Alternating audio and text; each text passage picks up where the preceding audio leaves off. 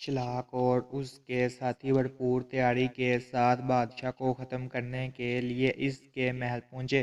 وہاں فلاق جن کی قیادت میں بادشاہ کے حامی جن پہلے ہی موجود تھے۔ دونوں طرف سے بھرپور وار ہونے لگے۔ شلاق اور اس کے ساتھی اپنے منتر کے کارنامے دکھا رہے تھے اور فلاق اور اس کے ساتھی بھی کامیابی سے ان کا توڑ کر رہے تھے، لیکن شلاق کا پلڑا کافی بھاری تھا۔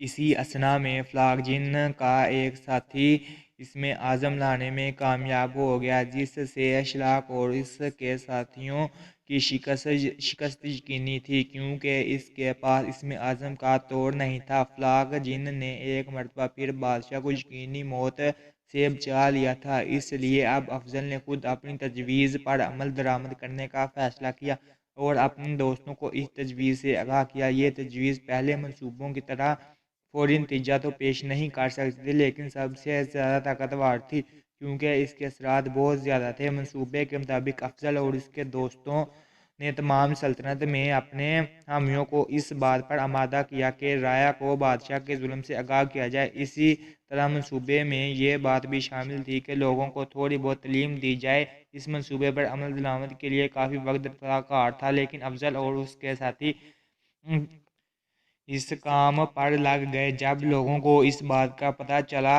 کہ ان کی مصیبتوں کی وجہ سے بادشاہ کا ظلم اور ناانصافی ہے، تو وہ بادشاہ کو ہٹانے کے لیے ہر قربانی دینے کے لیے تیار ہو گئے۔ آہستہ آہستہ لوگوں نے تھوڑا بہت پڑھنا سیکھنا تو ان کی عقل میں بھی اضافہ ہوا۔ یہ سب بادشاہ کے علم میں بھی تھا اور اس نے اس منصوبے کو ناکام بنانے کی تدبیر کی، لیکن جو باتیں لوگوں کو معلوم ہو چکی تھی وہ ان کے حافظے سے نکالی نہیں جا سکتی تھی۔ بادشاہ کو اپنی حکومت کی فکر ہو گئی اور اس نے رعایا پر ظلم کرنا شروع کر دیا۔ یہ دیکھ کر لوگ غصے میں آ گئے، کیونکہ اب بادشاہ کا ظلم حد سے بڑھ چکا تھا۔ بادشاہ اکثر اوقات سیر و شکار کی غرض سے ملک کے سین جنگلوں میں جاتا رہتا تھا۔ یہاں وہ اس کے وزیر اور سپاہی معصوم جانوروں اور پرندوں کو مار ڈالتے اور جنگل کی خوبصورت درختوں کو کاٹ کر جلا دیتے۔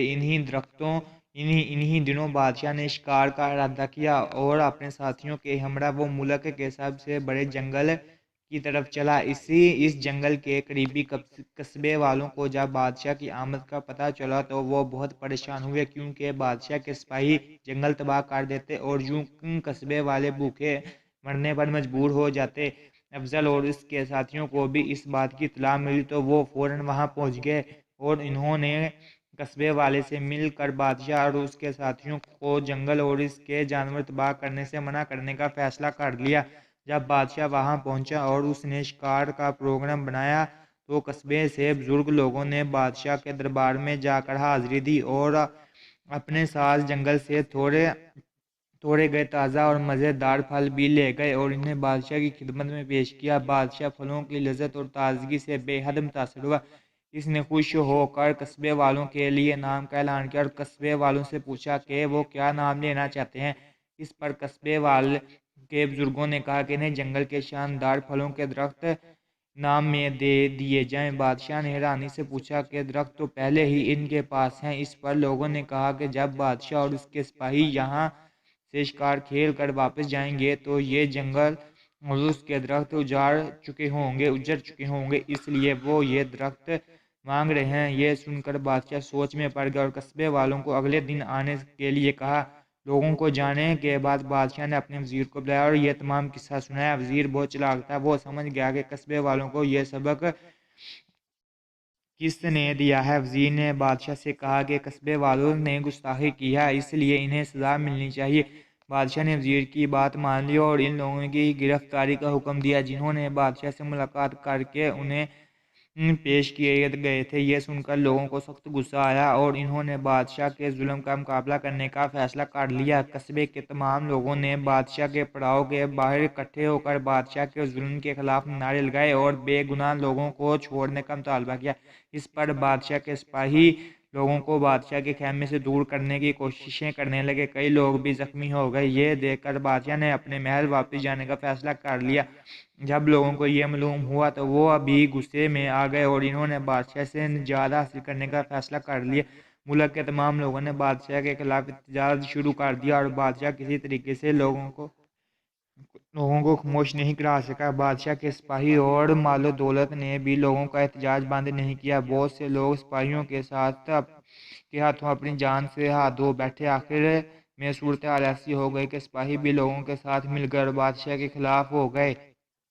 یہ دیکھ کر بادشاہ نے بھی ہمت ہار دی اور ایک روز اپنی ملکہ کے ساتھ محل کے پچھلے حصے سے فرار ہو گیا۔ جب رعایا کو بادشاہ کے فرار ہونے کی اطلاع ملی تو انہیں بہت افسوس ہوا، لیکن انہیں ظالم بادشاہ سے نجات مل چکی تھی، اس لیے وہ بہت خوش تھے۔ سب لوگوں نے فیصلہ کیا کہ افضل خان کو نیا بادشاہ بنایا جائے، کیونکہ وہ رعایا کی مشکلات سے واقف ہے اور ان کی مدد کرنا چاہتے ہیں۔ اس طرح افضل کا بادشاہ بن گیا، تمام رعایا امن و چینی سے رہنے لگی۔